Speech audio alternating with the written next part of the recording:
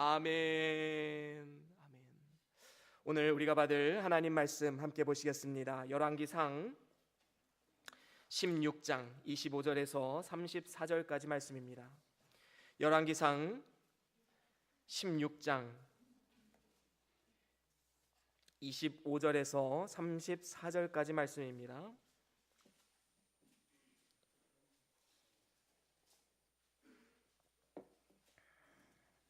열왕기상 16장 25절에서 34절까지 말씀, 저와 여러분들이 한 절씩 교독하고 마지막 절은 함께 읽겠습니다.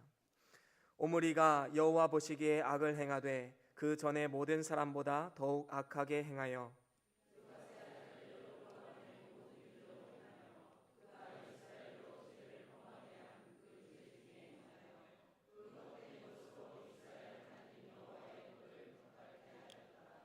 오므리에 행한 그 남은 사적과 그 베푼 권세가 이스라엘 왕 역대 지략에 기록되지 아니하였느냐.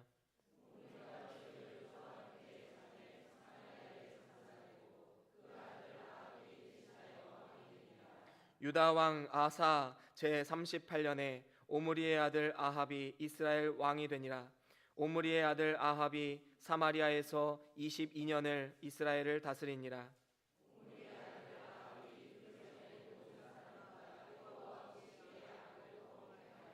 느밧의 아들 여로보암의 죄를 따라 행하는 것을 오히려 가볍게 여기며 시돈 사람의 왕 엣바알의 딸 이세벨로 아내를 삼고 가서 바알을 섬겨 숭배하고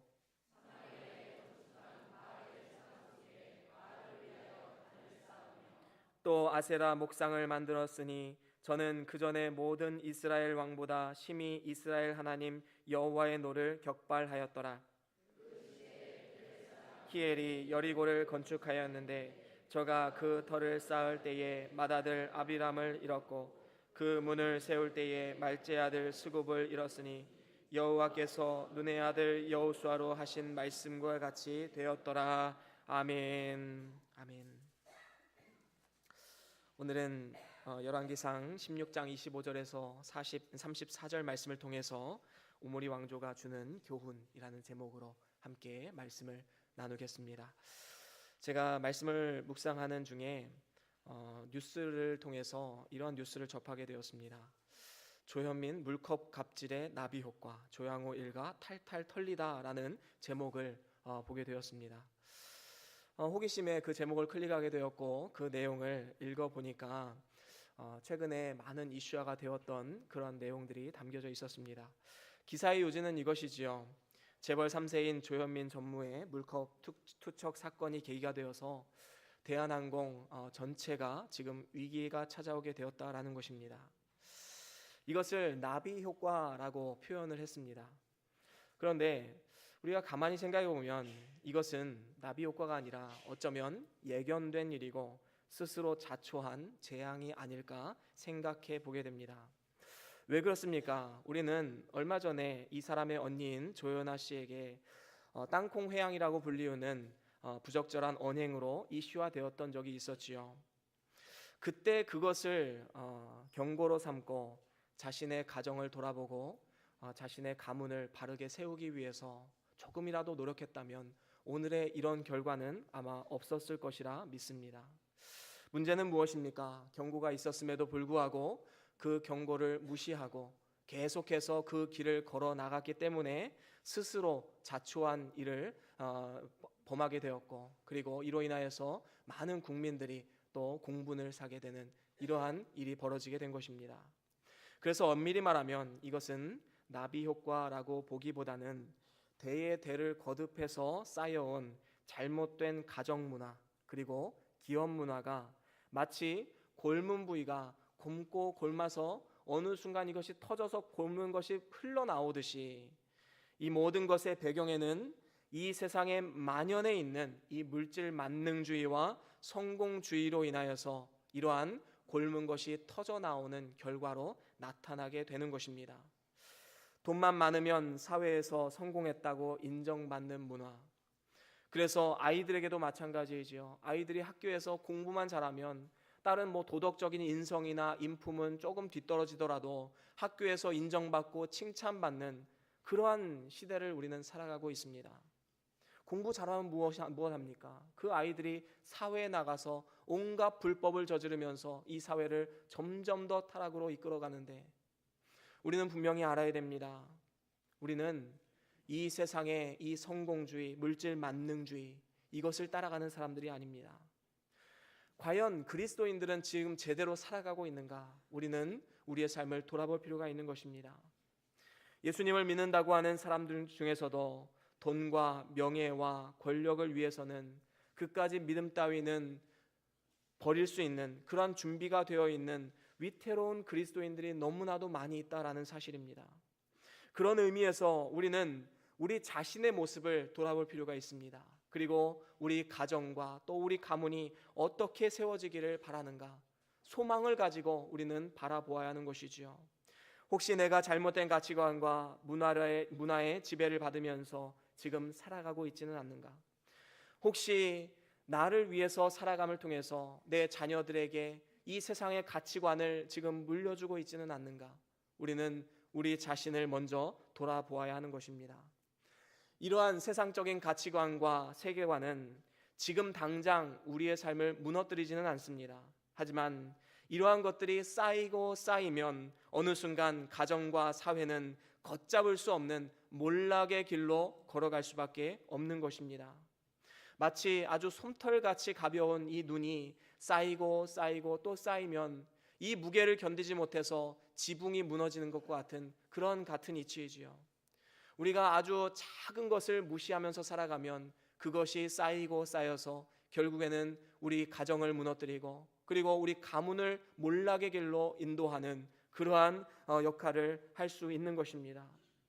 그렇다면 우리는 이 세상에서도 물론 이러한 책망을 받는 것이 너무나도 두려운 사실이지만 더 나아가서 우리는 하나님 앞에 서야 되는 사람들입니다. 그렇다면 하나님께 우리가 어떠한 책망을 받게 될 것인가? 우리는 두렵고 떨리는 마음으로 우리의 삶을 돌아보아야 하는 것이지요. 그렇다면 우리가 이 멸망의 길을 걷는 것이 아니라 정말로 하나님이 원하시는 축복의 길을 걷고 하나님이 역사하시고 하나님이 살아계시는 그러한 일들을 우리의 삶을 통해서, 가정을 통해서, 가문을 통해서 보여줄 수 있는 그러한 축복의 가정이 되기를 원한다면 우리는 어떻게 살아가야 할까요? 오늘 성경 말씀을 통해서 우리는 이 오므리 왕조의 이 몰락의 과정을 통해서 우리는 이렇게 살면 안 되는구나 라는 것을 우리는 깨달아야 됩니다.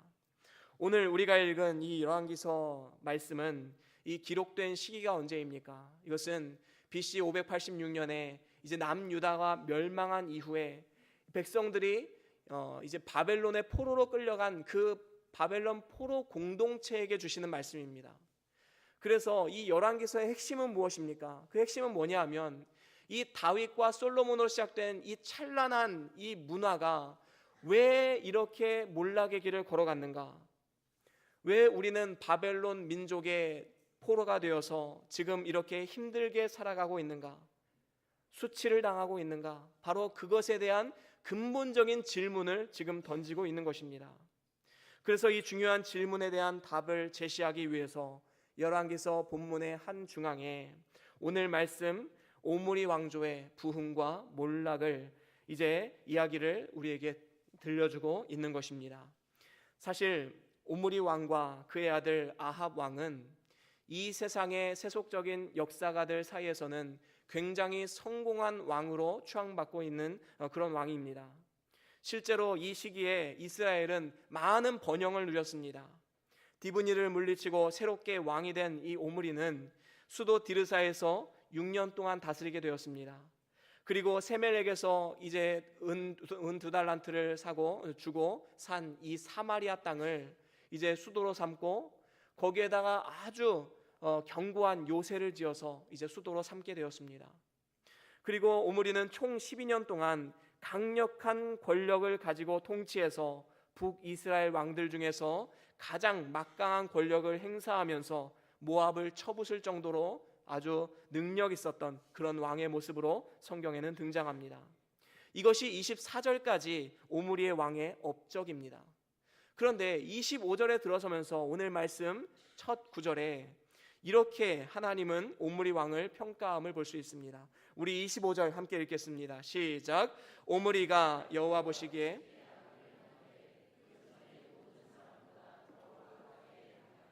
그렇습니다. 여호와 보시기에 악을 행했는데 이전의 모든 사람보다 더 악을 행했다. 그러니까 세상적으로는 아주 번영하고 부흥하고 여러 가지 능력 있는 이러한 왕이었지만 하나님 보시기에는 이전보다 이렇게 악한 왕은 없었다. 이러한 평가를 받았다라는 것입니다. 뿐만 아닙니다. 26절에 뭐라고 말씀합니까? 함께 읽겠습니다. 시작. 느밧의 아들 여로보암의 모든 길로 행하며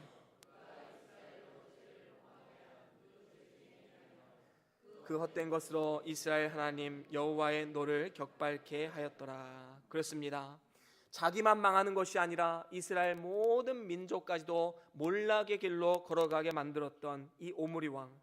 그래서 이스라엘 하나님 여호와의 노를 격발하게 했다라고 평가하고 있습니다. 세상적으로는 많은 부와 명예와 권력을 누렸지만 하나님 보시기에는 멸망의 길을 걸어갔던 것입니다. 오므리 왕은 여로보암이 행해왔던 우상 숭배를 계속해서 이스라엘 백성들로 죄를 짓게 만들었습니다. 그렇기 때문에 열왕기 이 기자는 오므리의 정치적 대외적 업적이 아무리 뛰어났다 할지라도 그가 영적인 상태가 바로 서 있지 못했기 때문에 하나님을 노하게 했다라고 평가하고 있는 것입니다. 과연 오므리의 왕의 아들 아합 왕은 조금 달랐을까요? 그렇지 않습니다. 그는 오므리 왕과 마찬가지로 여리고성을 재건하고 다른 민족들과 평화를 유지하는 등 세상적으로는 아주 능력 있는 왕, 탁월한 왕으로 추앙받았습니다. 하지만 그 역시도 이러한 하나님의 평가를 피해갈 수 없었는데 30절에 이렇게 말씀합니다. 우리 같이 한번 읽겠습니다. 시작. 오므리의 아들 아합이 그 전에 모든 사람보다 그렇습니다. 이제는 한술 더 뜨는 것이지요.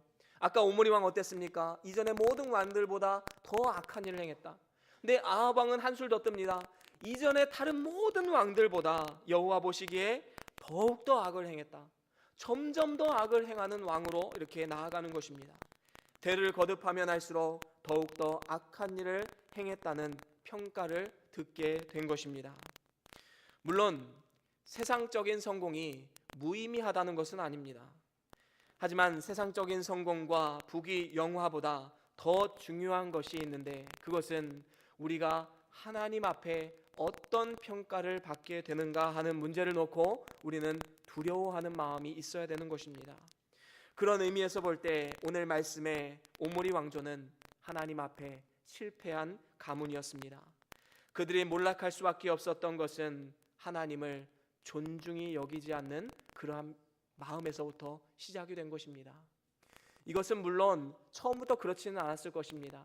하지만 부모가 자녀에게 잘못된 가치관과 세계관을 심어주고 대의 대를 거듭하면서 계속해서 이것이 쌓이고 쌓이다 보니까 지금 오늘 말씀에 이러한 결과가 찾아오게 된 것입니다. 그들이 하나님을 존중히 여기지 않았다는 증거는 오늘 말씀에 너무나도 많이 등장하게 됨을 우리는 볼 수 있습니다. 우리 31절 우리 같이 한번 읽어볼까요? 오늘 말씀 31절 함께 읽겠습니다. 시작. 느밧의 아들 여로보암의 죄를 따라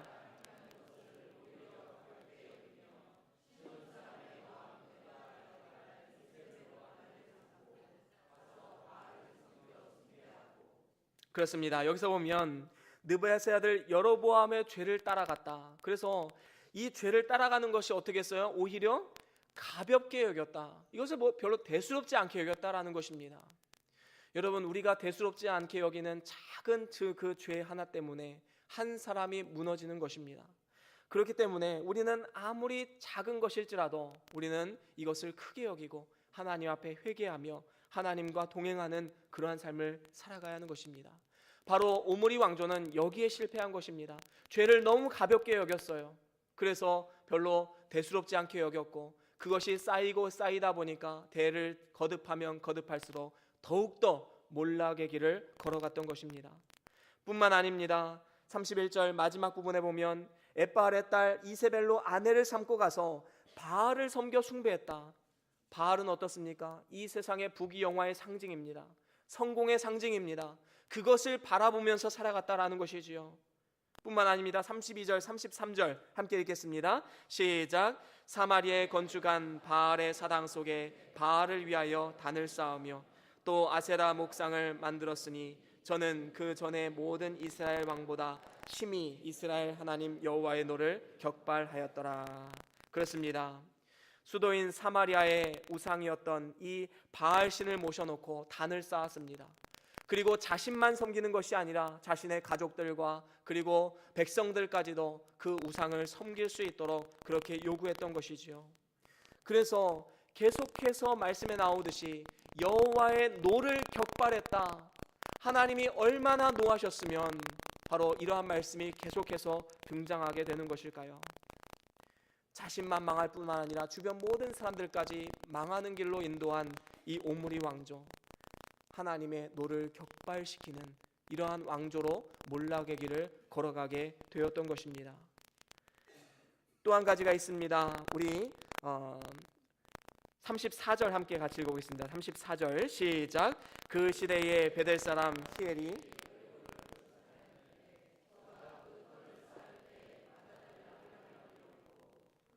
세울 때 말제 아들 수굽을 잃었으니 여호와께서 눈의 아들 여호수아로 하신 말씀과 같이 되었더라. 그렇습니다.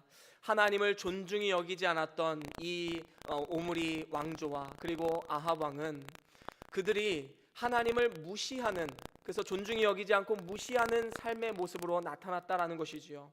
하나님 분명히 뭐라고 말씀하셨습니까? 여호수아 6장 26절에 이렇게 말씀합니다. 우리 같이 한번 읽어보겠습니다. 시작. 여호수아가 그때에 맹세로 무리를 경계하여 가로되 이 여리고성을 누구든지 일어나서 건축하는 자는 여호와 앞에서 저주를 받을 것이라. 그 기초를 쌓을 때에 장자를 잃을 것이요 문을 세울 때에 계좌를 잃으리라 하였더라. 아멘. 그렇습니다.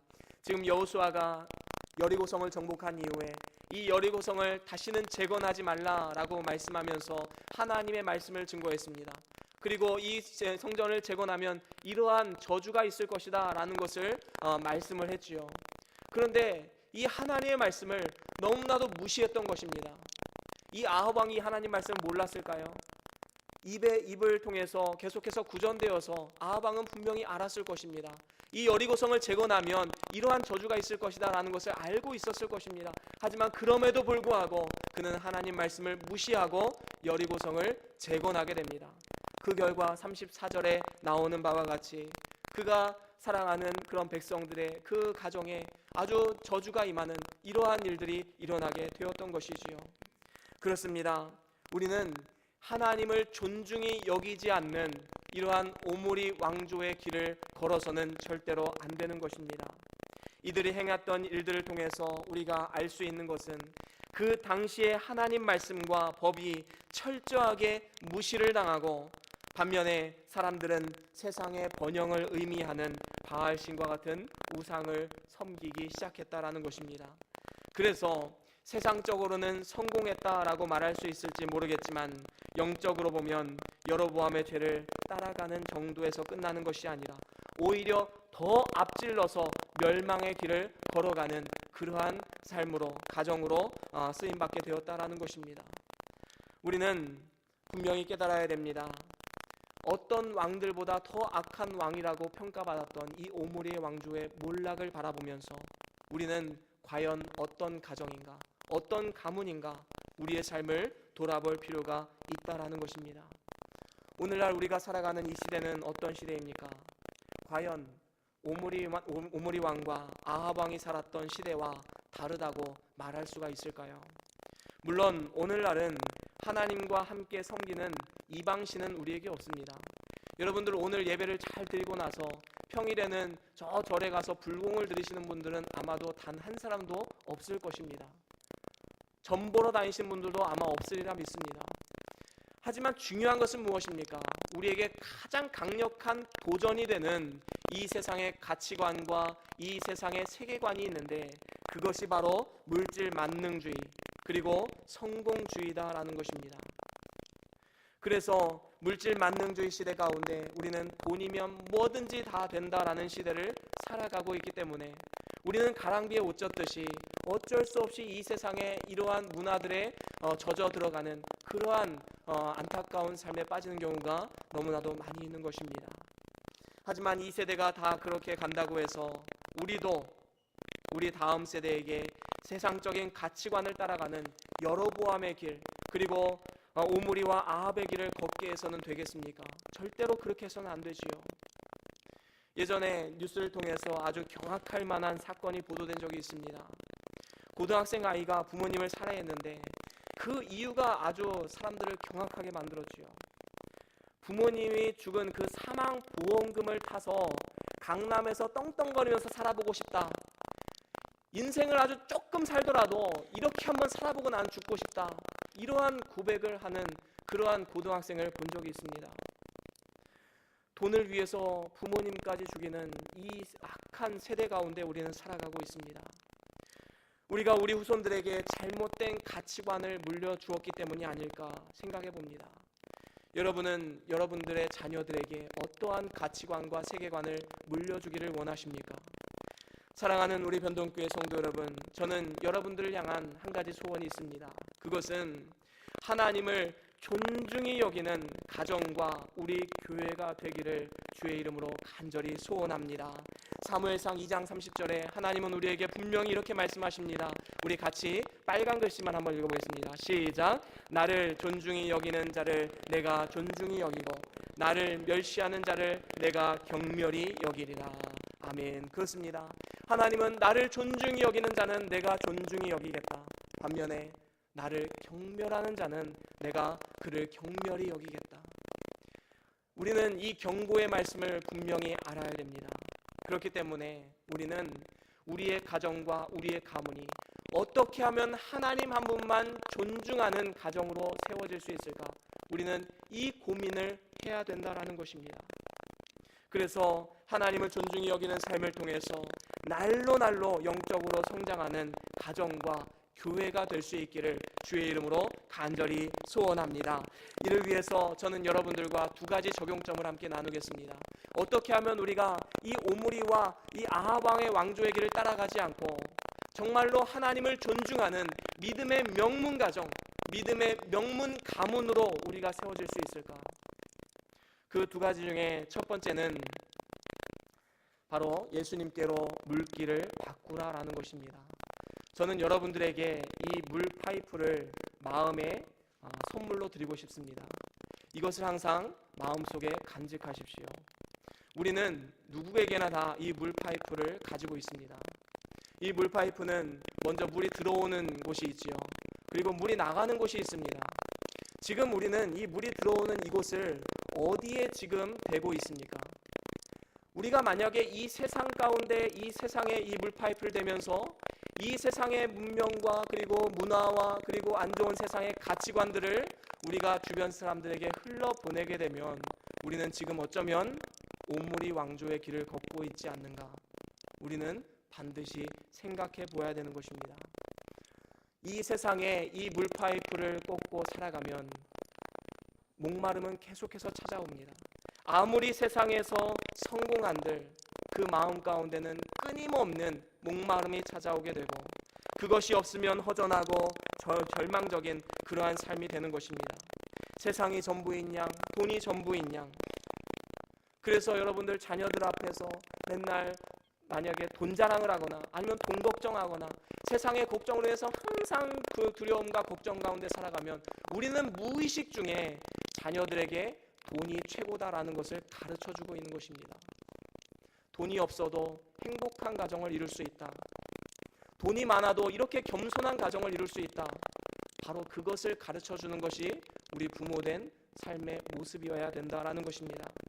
그래서 우리는 재빨리 이 물파이프를 어디로 옮겨야 돼요? 예수 그리스도께 돌려야 됩니다. 이 물길을 바꾸는 것, 이것이 굉장히 중요한 것이지요. 세상을 향했던 이 물길을 이제 예수 그리스도께로 바꾸는 것입니다. 이 물파이프를 예수 그리스도께 돌린다라는 것은 이제는 예수님 한 분으로만 내가 살아가겠다라는 믿음의 고백을 하는 것입니다. 이 세상의 성공주의나 세상적인 가치관을 뒤로하고 오직 예수 그리스도 한 분만을 의지하면서 살겠다는 믿음의 결단을 내리는 것입니다. 한번 생각해 보십시오. 우리가 지금 이 자리에서 지금 예배를 드리고 있다라는 것은 누군가가 나에게 복음을 전해 주었기 때문에 예수님을 믿고 이 자리에 나올 수 있는 것입니다. 다시 말하면 누군가는 우리 선조들 중에 누군가가 그랬든지 아니면 내 주변에 내 친구가 그랬든지 이 물파이프를 누군가는 바꾸었고 그 물파이프를 통해서 우리에게 선한 영향력을 주었기 때문에 오늘 우리가 이 자리에 있는 것입니다. 또한 우리 중에는 복음의 1세대가 되어서 내가 물파이프를 예수님께로 돌린 사람도 있는 것이죠. 중요한 것은 무엇입니까? 누군가는 이 일을 해야 된다라는 것입니다. 저와 여러분들이 바로 이 일을 해야 됩니다. 우리 가정에 정말로 하나님의 선한 영향을 끼칠 원하십니까? 내가 먼저 변화되어야 됩니다.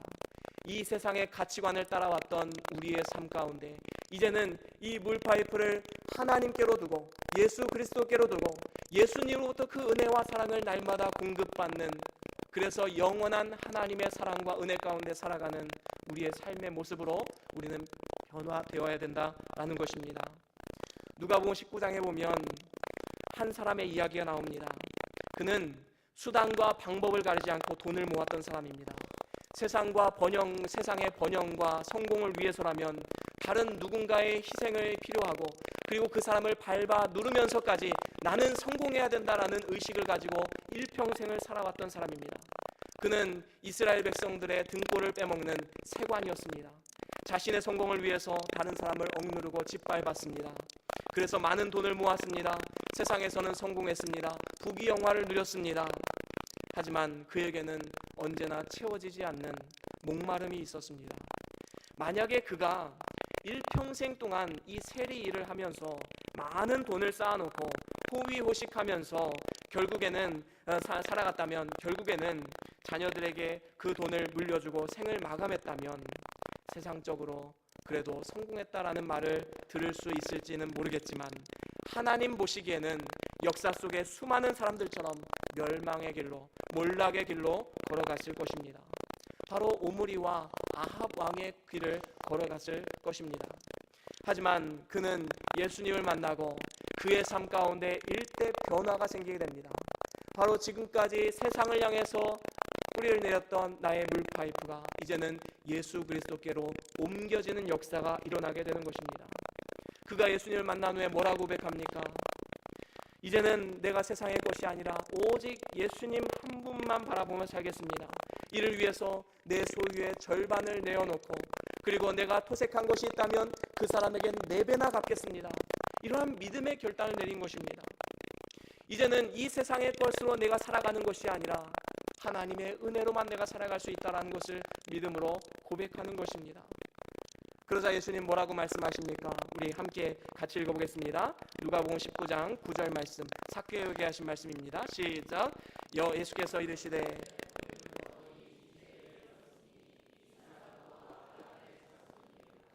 아멘. 그렇습니다. 예수께서 뭐라고 말씀하십니까? 오늘 구원이 이 집에 이르렀다. 바로 오늘부터 너의 삶은 이제 세상에 물기를 두는 것이 아니라 오직 하나님께 두는 삶을 살아가는 것이다. 오늘 이 집에 그리고 이 가문에 구원이 이르렀다라는 것을 우리에게 보여주고 있는 것입니다. 그렇습니다. 이제 삭개오는 세상의 부귀, 영화, 성공을 위해서 살아가는 것이 아니라 오직 예수님께 물기를 바꾸어서 믿음으로 살아가기로 결단한 것입니다. 한 사람의 믿음의 결단으로 말미암아 그의 삶뿐만 아니라 그의 가문, 더 나아가서 그의 주변 사람들까지 선한 영향력을 끼치는 축복의 통로로서 아름답게 쓰임받게 된 것입니다. 사랑하는 우리 변동교회 성도 여러분, 내가 가진 이 물파이프를 오직 예수 그리스도께 옮겨 놓으십시오. 오직 예수님만을 믿고 살아가기로 결단하며 나아가십시오. 나 한 사람이 이러한 결단하는 것을 통해서 우리 가정과 우리 가문과 내 주변 사람들이 이 하나님의 사랑으로 먹고 살아가는 축복의 통로로서 우리는 귀하게 쓰임받게 될 것입니다. 그런가 하면 이제 두 번째가 있습니다. 이제는 내가 이렇게 물길을 바꾸었다면 이제는 그 물길을 통해서 우리의 다음 세대와 주변 사람들에게 적극적으로 이 축복의 물을 흘러가게 보내주어야 됩니다. 그것을 나로서만 간직하는 것이 아니라 이제는 적극적으로 우리 주변 사람들에게 흘려보내야 된다는 것이지요. 우리는 모두 다 이 물파이프와 같이 계속해서 물을 흘려보내는 역할을 감당해야 되는 것입니다. 이를 위해서 우리 가정이 그리고 우리 가문이 믿음의 가문 되기를 날마다 소망하면서 기도하며 우리는 나아가야 된다는 것이지요. 여러분들은 자녀들을 위해서 기도할 때 무엇을 놓고 기도하십니까? 우리가 정말로 자녀들에게 축복의 물을 흘려보내기를 원한다면 세상에서 성공하기를 기도하기 이전에 먼저 우리는 이 아이가 예수님 잘 믿는 아이가 되기를 우리는 먼저 기도해야 되는 것입니다. 여러분들은 자녀에게 그리고 우리 교회의 다음 세대에게 그리고 우리 주변에 예수님을 믿지 않는 사람들에게 어떠한 가치관을 물려주기를 원하십니까? 돈이면 다 된다입니까? 아니면 하나님이면 다 된다입니까? 수단과 방법을 가리지 말고 성공하고 돈을 벌어라입니까? 아니면 남을 성공시켜주는 삶을 살아가라입니까? 우리는 반드시 결단해야 됩니다. 선택의 기로에 놓여 있습니다.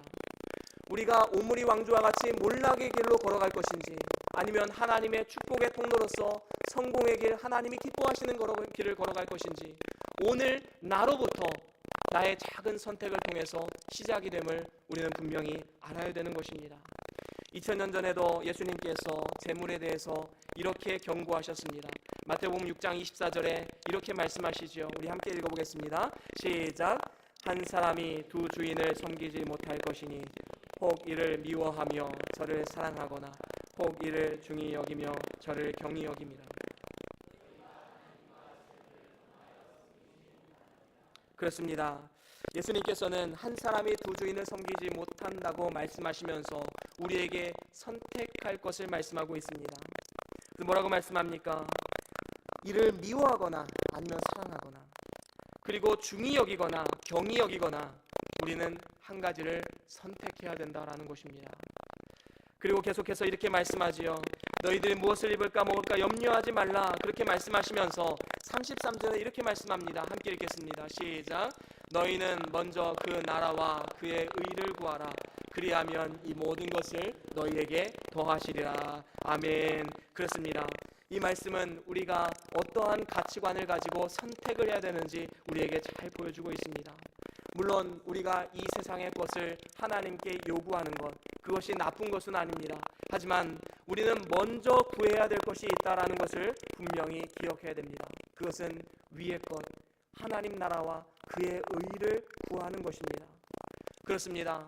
우리는 이 세상의 빛과 소금으로서 하나님의 선한 영향력을 내가 받아서 이제는 그 다른 사람에게 흘려보내는 그러한 삶을 살아가야 하는데 그 가장 중요한 원리가 내가 먼저 하나님 앞에 바로 서고 그 다음에 이제 위의 것을 구하면서 하나님 나라를 꿈꾸면서 나아가는 그러한 삶의 방향으로 나아가야 되는 것입니다. 저와 여러분들의 가정과 가문 그리고 내가 속한 작은 세상이 정말로 하나님의 사랑과 섬김으로 넘치는 축복의 삶을 살아가기를 원한다면 오늘 우리는 선택해야 됩니다. 하나님을 선택할 것인지 아니면 이 세상의 가치관을 선택할 것인지 우리는 이를 위해서 무엇보다도 기도하는 삶을 살아가야 됩니다. 기도 외에는 능력이 없습니다. 우리는 기도하는 삶을 살아가야 됩니다. 어떻습니까? 사무엘은 정말로 이스라엘 구원하는 이 귀한 일에 쓰임받은 위대한 선지자였지만 그는 그의 자녀들도 어찌할 수 없었습니다. 그 자녀들 중에 불량자가 나왔지요. 우리가 이 사무엘을 묵상하면 묵상할수록 우리가 더욱더 기도해야 함을 우리는 깨닫게 됩니다. 사무엘과 같은 가정에서도 이렇게 불량자가 나왔다면 우리의 삶은 어떻겠습니까?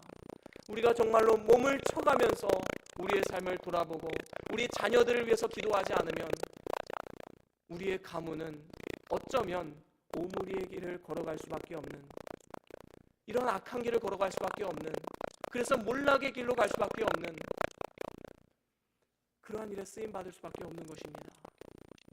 1908년에 평양 대붕이 일어났을 때 그 수많은 믿음의 선조들이 회개하면서 하나님을 붙잡고 이제는 내가 이 축복의 물길을 예수님께로 옮겨서 내 가문이 정말로 하나님의 가문이 되기를 원하는 그러한 소망을 가지고 기도했던 그 사람들의 믿음, 지금 1세기가 지난 오늘날 어떻습니까? 정말로 그 폭발적인 그 부흥의 역사는 이제는 시들어가고, 이제는 교회는 다음 세대가 줄어가고, 이제는 예수님 잘 믿는 믿음의 자녀들, 믿음의 사람들의 자녀들까지도 교회를 떠나는 이러한 안타까운 현실에 우리는 처해 있습니다.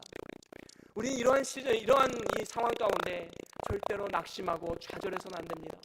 우리는 끝까지 하나님의 말씀을 붙잡고 하나님의 나라를 구하고 하나님의 의를 구하면서 끝까지 믿음으로 나아가야 하는 것입니다. 절대로 포기하지 마십시오. 끝까지 기도하며 나아가십시오. 하나님은 반드시 역사하십니다. 기도 외에는 능이 없습니다. 온전히 기도함을 통하여서 우리의 가정이 하나님이 원하시는 가정으로 아름답게 세워지게 될 것입니다. 그렇습니다. 지금은 기도해야 될 때입니다. 우리 가정과 가문과 우리 모두의 삶을 위해서 기도해야 될 때입니다. 우리 교회의 다음 세대를 위해서 기도해야 될 때입니다. 하나님 나라가 우리 가정과 우리 교회에 임할 수 있기를, 하나님의 의가 우리 가정과 교회에 임할 수 있기를 우리는 날마다 기도하면서 소망하며 나아가야 하는 것입니다. 저와 여러분들이 이렇게 다음 세대를 축복하고 우리 주변 사람들을 하나님의 사랑으로 윤택하게 만드는 축복의 통로로서 귀하고 아름답게 쓰임받는 우리 모두의 삶이 될 수 있기를 주의 이름으로 간절히 소원합니다. 이제 말씀을 마무리합니다. 사랑하는 우리 변동교회 성도 여러분, 오늘 우리가 살아가는 이 세상은 사단이 주는 가치관이 지배하는 시대이고 돈이면 다 된다라는 시대를 살아가고 있습니다. 그래서 세상 명예와 권세를 위해서 하나님을 이용하고 때로는 과감히 버릴 수도 있는 그런 악한 시대 가운데 우리는 살아가고 있습니다. 뿐만 아니라 돈과 권력이 있으면 갑질하고 이것이 없으면 낙심과 좌절에 빠지는 이러한 어리석음을 범하는 소망 없는 시대를 살아가고 있습니다. 이러한 시대 가운데 우리는 과연 어떻게 살아가야 하는가? 하나님을 존중하는 삶을 살아가야 하는데 그 하나님을 존중하는 삶을 살아가기 위해서 우리는 이 오므리 왕조의 몰락의 길을 바라보면서 교훈을 삼아야 됩니다. 그래서 어떻게 됩니까? 여러분들 마음속에 있는 이 물파이프를 이제는 예수님께 고정시키십시오. 나는 이제 예수님만 믿고 살리라. 나는 이제 예수님으로부터만 하나님의 능력을 공급받고 살리라. 이 세상의 것은 비록 뒤처지고 때로는 누리지 못할지라도 나는 오직 예수님 한 분만으로 살리라 라는 믿음의 고백이 우리에게 있어야 됩니다. 그리고 더 나아가서 이제는 그것을 나로서만 만족하는 것이 아니라 이제는 이 물파이프를 통해서 우리 후손들에게, 우리 자녀들에게, 그리고 우리 주변 사람들에게 전해주는 그런 축복의 통로로서 우리는 쓰임받아야 되는 것입니다. 저와 여러분들이 속한 이 작은 세상이 하나님의 말씀과 사랑으로 윤택해지고 정말로 살맛 나는 세상을 이루어가는 저와 여러분들의 삶이 될 수 있기를 주의 이름으로 간절히 소원합니다. 우리 다 같이 오늘 받은 말씀 기억하시면서 잠깐 동안 기도하겠습니다. 하나님이 어떤 음성을 주셨습니까? 나와 내 가정을 향해서 하나님의 사명을 깨달으셨습니까? 이제는 우리가 기도하면서 나아갑시다. 하나님, 우리의 가정과 우리의 가문이 이렇게 하나님의 영광을 나타내는 그런 가문으로 쓰임받을 수 있기를 원합니다. 하나님, 나를 사용하여 주시옵소서. 내가 이제 예수 그리스도께 나의 물길을 고정시킵니다. 그 사랑을 내 자녀들에게, 내 주변 사람들에게 나눠줄 수 있는 축복의 통로가 되게 하여 주시옵소서. 우리 다 같이 잠깐 동안 우리가 결단한 것들 믿음으로 순종하는 의미에서 통성으로 기도하시겠습니다.